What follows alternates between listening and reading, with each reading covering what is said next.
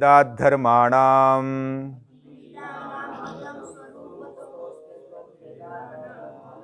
अतीतानागतं स्वरूपतः त्यद्वभेदाद्धर्माणाम् अतीतानागतं स्वरूपतः अस्त्यद्वभेदाद्धर्माणाम् अतीतानागतं स्वरूपतोऽस्त्यद्वभेदाद्धर्माणाम्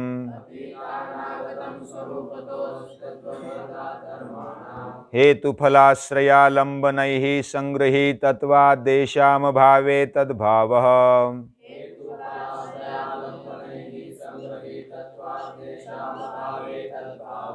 हेतुफलाश्रयालम्बनैः संगृहीतत्वाद्देशामभावे तद्भावः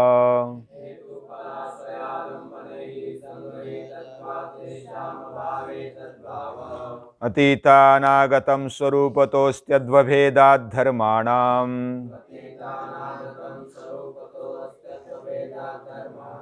अतीतानागतं स्वरूपतोऽस्त्यद्वभेदाद्धर्माणाम्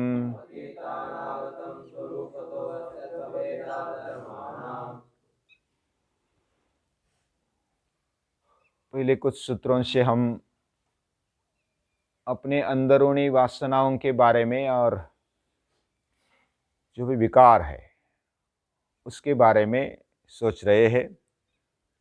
यानी महर्षि पतंजलि इस पर ही ज़्यादा जोर देते हुए दिखाई देते हैं कि हमारी वासना, हमारी इच्छा, हमारे विचार, हमारे संस्कार ये कैसे हो, कैसे उसको निकाला जाए। वासना अनादि है ऐसा पहले कहा, और क्योंकि आशी नित्य है और आशी नित्य होने के कारण, जीवात्मा नित्य होने के कारण उसके साथ जो अविद्या है, वासना है, वो भी नित्य है, वो भी अनादि है। लेकिन इधर अनादि और नित्य ये प्रवाह यानी कि परिणाम प्रवाह नित्यत्व इधर है और वो अनादि है लेकिन शांत है, और ईश्वर अनादि है और अनंत है, ये दोनों में बदल है। अभी पहले जो सूत्र में कहा गया कि इनको अगर नष्ट करना है तो इनके जो कारण है, हेतु, फल, आश्रय और आलंबन, वासनाओं के जो ये प्रेरक है, ये चार बातें,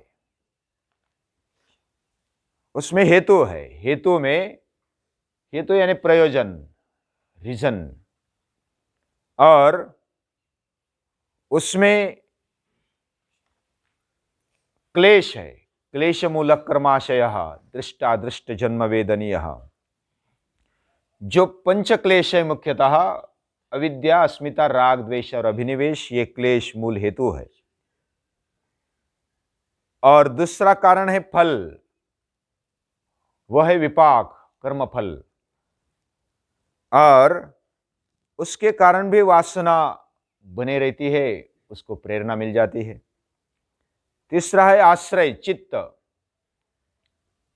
और चौथा है आलंबन, विषय, शब्द आदि जो भी विषय है तन्मात्रा के रूप में हमारे सामने आ जाते हैं। अलग अलग व्यक्ति या तो पदार्थ के रूप में भी विषय आ जाते हैं, तो ये आलंबन है। लेकिन इसमें महत्वपूर्ण चित्त है। चित्त और विषय कौन सा लेना, ये हमारे हाथ में है। जो क्लेश है वो जन्म जन्मांतर से आए हैं, वो पड़े हैं समझो, और कर्म करते हैं तो उसका फल भी मिलता है। लेकिन हमने तय करना है, हमारे चित्त ने तय करना है कि उसमें से कौन सा उठाना है, कौन सा नहीं उठाना है। जब तक चित्त यानी कि हमारा अंतःकरण उससे संलग्न नहीं हो जाता है, तब तक वो पड़े रहते हैं। और इसलिए आश्रय, ये बात बहुत महत्वपूर्ण है, हमारे हाथ में है। हमें बहुत बार ऐसा लगता है हमें, यानी बहुत सारे लोगों को, कि हमारे हाथ में कुछ नहीं, हम दूसरों के ताल पर, दूसरों के सुर पर, दूसरों के लय पर चलने वाले हैं। दूसरा दुख देता है, दूसरा हमें हिलाता है, प्रेरित करता है, ऐसा लगता है। हमारा मन भी उससे ही प्रभावित हो जाता है कि दूसरा हमें कुछ बोले और हम क्रोधित हो जाए। वो क्रोधित हुआ इसलिए मैं क्रोधित हुआ, फिर ऐसा उसके ऊपर बोला जाता है। सामने वाला हमें प्रेरित करता है, लेकिन मूल बात यह है कि हम उसको स्वीकारते हैं। हमारा मन उसको अपना बना लेता है, या तो क्रोध को अपनाता है, फिर हम क्रोधित हो जाते हैं। समझो दोनों मच्छरों का झगड़ा हो गया, तो हमें उससे कुछ लेना देना नहीं होता, दोनों झगड़ रहे ना, हमारे लिए उसका कोई प्रभाव नहीं होता। तो हमें तय करना है कि उसका प्रभाव लेना या नहीं लेना है। हमारा अंतःकरण इतना जागृत होना चाहिए, जो भी समझो हम रास्ते से जाते, कभी गटार लगती, कभी अच्छा पानी लगता है, कभी गंदगी लगती है, कभी स्वच्छता लगती, कभी गार्डन लगता है, लेकिन हमें तय करना है कि किधर रुकना है, किधर से क्या लेना है। यानी हमारा चित्त बहुत महत्वपूर्ण है, हमारा मन। अगर वो नहीं लेता है, जैसे ऐसा कहा जाता है कि बुद्ध भगवान वो एक गांव में गए थे और उसके प्रति द्वेष रखने वाला एक आदमी आ गया। उसने बहुत सारी गालियां दे दी बुद्ध भगवान को। बुद्ध भगवान वैसे की वैसे खड़े रह गए, एक शब्द भी नहीं बोला। उनके साथ में जो शिष्य थे वो बोले कि इतना गाली दे रहा, आप एक शब्द भी नहीं बोल रहे। तो बुद्ध बोले कि मैं उसको ले ही नहीं रहा हूं, वो दे रहा है लेकिन मैं नहीं ले रहा हूं, तो मैं क्यों बोलूं? मैंने अगर वो ले लिया तो फिर देने की बात है ना, मैं लूंगा ही नहीं तो दूंगा कैसे? वो दे रहा है लेकिन मैं नहीं ले रहा हूं। इतना मन को काबू में रखना चाहिए। वो बोल रहा है, हमें कोई अगर बोल रहा है इधर उधर दो चार आदमी, तो हमें ऐसा लगे "ये मेरे बारे में कुछ ना कुछ बोल रहे हैं", और हम वैसा ही सोचते हैं कि ये मेरे बारे में कटकार स्थान रच रहे हैं, और ऐसा सोचकर हम अस्वस्थ हो जाते हैं बिना कारण। वो अपना अपना काम करते होंगे, अगर बोलते भी होंगे तो भी हमें तय करना है कि लेना है कि नहीं लेना है। यानी ऐसा सोचना, ये हम आ बैल मुझे मार ऐसा है, यानी कि बिना कारण के हम उसको ले लेते हैं और अस्वस्थ हो जाते हैं। तो इसलिए चित्त महत्वपूर्ण है, हम इसको कितना संयमित बनाते, स्वच्छ बनाते हैं, इसके ऊपर आधारित है। अभी जो वासना है वह इन चारों का अभाव करते हैं, तो वासना का अभाव हो जाता है। इधर अभाव यानी नष्ट होना ऐसा हमें लगता है, लेकिन वैसे ऊपर ऊपर देखा जाए तो जो व्यक्त वासना थी उसका अभाव हुआ, नष्ट हुई दिखाई देती है। लेकिन हमारे चित्त में, हमारे जीवन में जो अतीत, अनागत यानी भविष्य, अतीत यानी भूतकाल, और अनागत यानी भविष्यकाल, और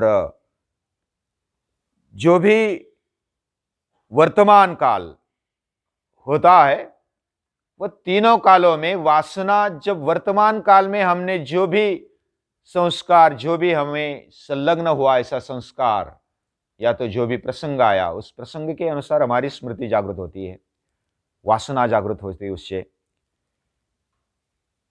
लेकिन जब हम ये चारों को, हेतु, फल, आश्रय और आलंबन को, चित्त को शुद्ध बनाते हुए इसको त्याग देते हैं या तो उसका अभाव कर देते हैं, तो वासनाओं का भी अभाव हो जाता है। लेकिन वो वर्तमान काल में व्यक्त रूप में हो जाता है, लेकिन अतीत में, अनागत में वह स्वरूपता रहता है। यानी ऐसे बहुत सारी वासनाएं हमने जमा कर रखी है, संस्कार जमा कर रखे हैं, अंदर वो वासना रहती है, पूर्ण नष्ट नहीं होती, वो स्वरूपता रहती है।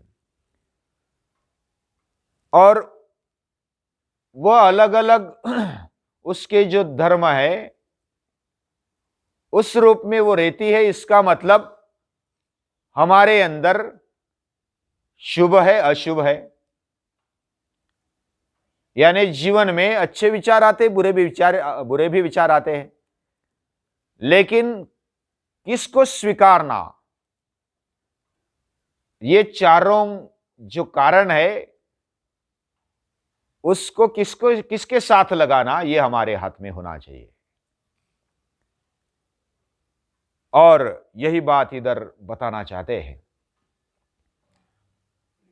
कि हमारा हेतु अगर सदहेतु हो जाए, हमारा कर्म अगर निष्काम हो जाए, हमारा चित्त अगर शुद्ध हो जाए और हमारा आलंबन यानी जो विषय है उसको हम सही उपयोग में लाए। एक बार जीवन आ गया तो इच्छा आ गई और कुछ शक्ति भी आ गई मर्यादा में। इच्छा को कैसे काम में लगाना, जीवन है तब तक इच्छा तो रखनी पड़ेगी, यानी बिना इच्छा के हम जी नहीं सकते।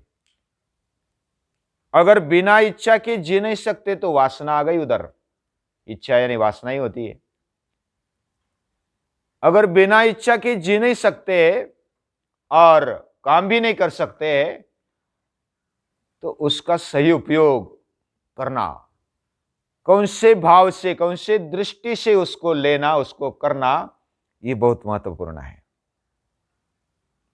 इसलिए कल हमने देखा था कि पूजनीय दादाजी कहते हैं कि वासनाओं को पहले क्या करो, व्यापक करो, इच्छाओं को व्यापक कर दो। दूसरी बात हमने देखी थी कि उसको सूक्ष्म करो। फिर तीसरी बात देखी थी, सूक्ष्म करते करते उसको एकाग्र करना है, एक ध्येय पर उसको लगाना है। और लास्ट वाली बात कही थी, समर्पित करना है भगवान के चरणों में। और ऐसे अगर जाते उसको, हमारी इच्छाओं को, वासनाओं को, जब तक पहले बुरी वासनाएं चल गई और शुभ अशुभ वासनाओं में कौन सी आगे लेनी है, किसका उपयोग कैसे करना है, यह बात हमारे जीवन में बहुत महत्वपूर्ण है। अगर हम ऐसा नहीं कर सकते तो हमें विवेक नहीं आएगा, और विवेक के लिए अभ्यास की जरूरत है। यानी सामने समझो गटार भी है और गंगा का पानी भी है, तो हम किसको ले लेंगे, किससे स्नान करेंगे, किसको पिएंगे, हमारे हाथ में है ना। गटार का पानी पिएंगे, नहीं पी सकते, तो गंगा का या तो शुद्ध जल है वो पिएंगे। अभी गंगा भी मैली हो गई है, गंगा भी मैली है तो उसका पानी पिएंगे क्या? कोई के पीते और बीमार पड़ जाते हैं। थोड़ा विवेक होना चाहिए। अभी गंगा शुद्ध होती हुई दिखाई देती है, अभी प्रयत्न चल रहा है, बहुत अच्छी बात है। हमें भी हमारे कारण गंदगी न फैले, ये ध्यान रखना चाहिए। अभी विषय दूसरी ओर जाएगा, लेकिन हमारे सामने गंदगी भी है और अच्छाई भी है, अच्छाई है, बुराई है, हमारे अंदर भी है, वासना है। इसलिए योग वशिष्ठ में श्री रामचंद्र जी पूछते हैं महर्षि वशिष्ठ को, ब्रह्मर्षि वशिष्ठ को, कि ये जो हमारे अंदर वासनाएं पड़ी है उससे हम अधपतित हो जाएंगे। ये वासनाएं तो है ना, पड़ी है, जन्म जन्मांतर की पड़ी है, तो उससे अधपतित हो जाएंगे, तो क्या करना उसका? तो महर्षि वशिष्ठ बोलते हैं ये जो वासना है वह कर्म में परिवर्तित कैसे करना ये तेरे हाथ में है। और उसको अगर इस तरह से हम नहीं स्वीकारते, यानी कि केवल स्वार्थ के लिए उसको अगर लेते हैं या तो केवल भोग के लिए लेते हैं, तो उधर तकलीफ होगी। लेकिन उसको योग्य उपयोग के लिए हमारे जीवन में ले लेते हैं, जीवन विकास के लिए उसको उपयोग में लाते हैं, तो वह फिर तकलीफ नहीं देगी, उल्टा हमारा जीवन विकास होगा। और इसलिए संतों की वाणी में कहा जाए, डोळे तुम्ही घ्यारे सुख, पहा विठोबाचे मुख। ऐसे अलग अलग अवयवों को संतों ने काम दिलाया। आंखों का काम है देखना, तो देखना बंद कर दे, ऐसा नहीं है। अगर रूप ही देखना है तो भगवान का रूप देखो, अगर सुनना है तो भद्र सुनो। भद्रं कर्णे भी शृणुयाम देवाः, भद्रं पश्येमाक्षभिर्यजत्राः, स्थिरैरंगैः स्तुष्ट्वां सस्तनोभिर्व्यसेम देवहितं यदायुः। हमारा जीवन भगवान के काम में, देवों के काम में चलना चाहिए। संगच्छध्वम संवदध्वम संवो मनांसि जानताम, देवा भागई यथा पूर्वे संजानाना उपासते। देव जैसे काम करते हैं, उन्होंने अपना अपना भाग उठा लिया है। सूर्य अपना काम करता है, वायु अपना काम करता है, पानी अपना काम करता है, पृथ्वी अपना काम करती है। ये देव है, द्यू है, प्रकाशित है, और वो अपना अपना काम करते हैं। हम उनमें कितना हाथ बांटे, हम कितने सहाय रूप हो। परस्परम भावयंता श्रेय परमवाप्स्यत, देवान भावयतानेन ते देवा भावयन्तु वः, परस्परम भावयंता श्रेय परमवाप्स्यत। इस प्रकार हमारी शक्ति, वह सृष्टि के भगवान जैसे अपनी शक्ति लगाता है, तो हमारे द्वारा भगवान ही काम कर रहा है, ऐसा समझकर उसको, उस वासनाओं को, कामनाओं को, इच्छाओं को लगाना चाहिए।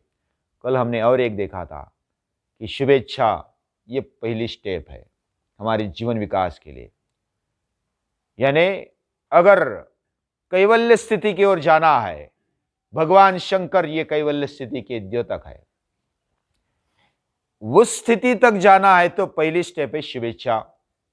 शुभेच्छा होनी चाहिए, हमारी इच्छा को शुभ बना दो।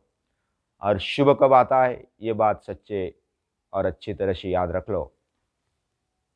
ये भगवान श्री कृष्ण स्वयं बताते हैं कि अशुभ कब जाएगा, यज्ञात्वा मोक्ष से शुभात। हाँ, कौन से अध्याय में है, 9वें अध्याय में है। राजविद्या राजगुह्यम पवित्रमिदमुत्तमम, प्रत्यक्षावगमम धर्म्यम सुसुखम कर्तुम अव्ययम। और ये जो अव्यय है, उत्तम है, ये जो भगवान खुद उसको याद करेंगे, तो जिसको जानकर अशुभ निकल जाता है, ऐसा विचार, ऐसा भाव हमारे मन में आना चाहिए। तो ये जो स्वरूपतः जो वासनाएं रहती है हमारे अंदर, बिना इच्छा के, बिना वासना के हम कुछ नहीं कर सकते, जी भी नहीं सकते। तो इस प्रकार जो अलग अलग मार्ग है वासनाओं की, भूतकाल में जो वासना थी वो हमारे साथ में होती है, आगे आने वाली वासना भी साथ में रहती है, और वर्तमान में भी होती है। लेकिन ये हेतु, फल, आश्रय और आलंबन, इसको हम सही तरीके से उपयोग में लाते हैं। हेतु स्पष्ट रखते हैं, शुद्ध रखते हैं, फल के बारे में अनासक्त रहते हैं, आश्रय यानी कि चित्त को शुद्ध रखते हैं, और आलंबन का सही उपयोग करते हैं, तो हमारा जीवन निश्चित विकसित होगा। ये बात महर्षि पतंजलि बताना चाहते हैं। ऐसा अलग अलग अर्थ, अलग अलग जो भी विचार करने वाले निकाल सकते हैं, लेकिन इधर जो मूल धर्म है, हमारे चित्त का मूल धर्म, या तो चित्त के साथ रहने वाली वासनाएं, उसको जीवन विकास में लगाते हैं, तो ये बहुत बड़ी बात है। और वह कैसे व्यक्त है, कैसे सूक्ष्म है, किस प्रकार वो गुणात्मक है, ये अगला सूत्र है, उसको और देखेंगे। इसके बारे में थोड़ा विचार करते हुए हमारे साथ जो चित्त होता है, अंतःकरण होता है, वो महत्वपूर्ण होता है, और उस महत्वपूर्ण को हमारे जीवन में कितना स्थान, किस प्रकार देना चाहिए, किस तरह उसको मोड़ देना चाहिए, हाँ, किस तरह उसका उपयोग करना चाहिए, ये महर्षि पतंजलि बताते हैं। और ये हमारे चित्त को ऊंचा या तो उच्च लेवल पर रखना है, और जितना ऊंचा रखेंगे, जितना विचार और भाव अच्छा रखेंगे और कर्म अच्छे होंगे, उतना ही हमारा जीवन विकास है। हमारे लेवल पर हम इतना समझेंगे और भी अभ्यास करेंगे, लेकिन आगे और सोचेंगे, लेकिन कल सोचेंगे, तब तक रुकते हैं।